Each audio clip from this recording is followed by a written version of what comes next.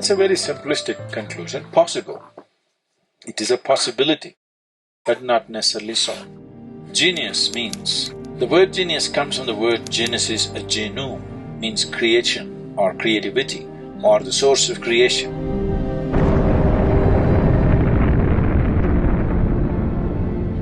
So, a genius means somehow he touched the source of creation, unknowingly or knowingly.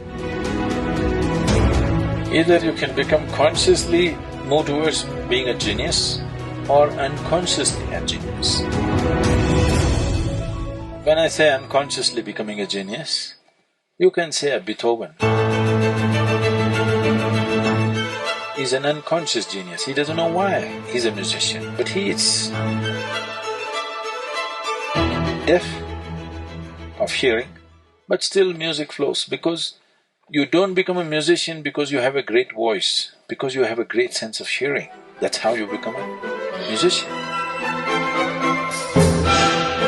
So somebody who cannot even hear becomes a musician. This is an unconscious genius. Maybe because he could not hear the normal sounds, he paid attention to something else.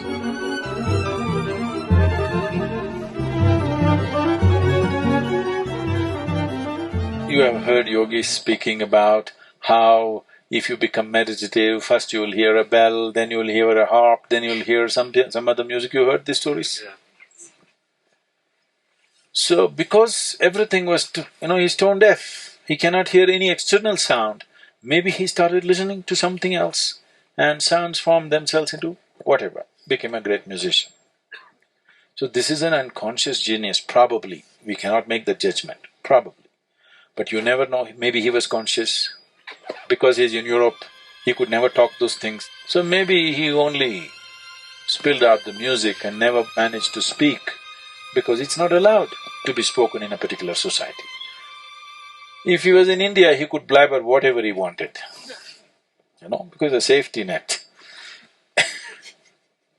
No, it's very important.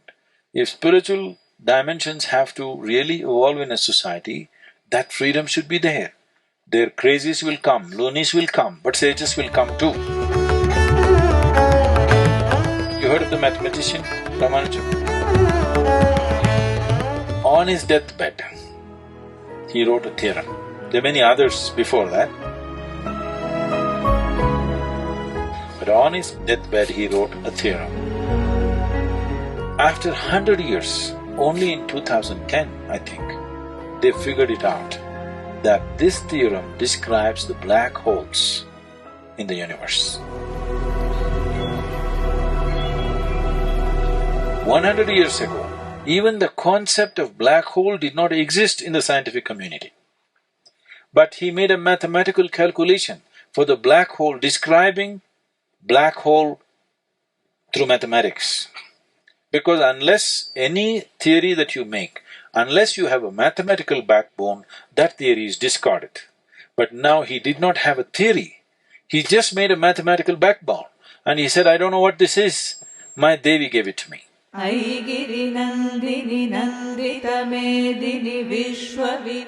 Like in yoga center we have a linga bhairavi, like this sun deity consecrated window into the creation. So all these deities are actually doorways into the limitless possibility. If you know how to open the doorway, this becomes a limitless possibility. For him, it all became mathematics. For somebody it might have become music, for somebody else it becomes something else. Or if you are consciously approaching it, you can make it what you wish. Whatever you wish, you can make out of it. Unconsciously, if you get there, it may become one dimension of the universe. So mathematics did not get invented in your classroom. Do not curse your math teacher. It is the nature of the universe.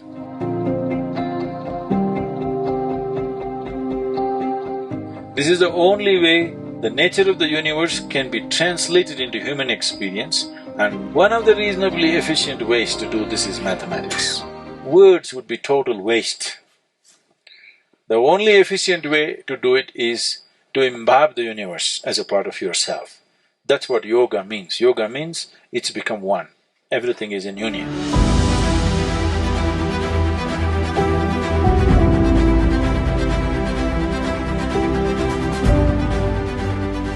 That's the only way you can truly know it. Mathematics is a reasonably good way to interpret it.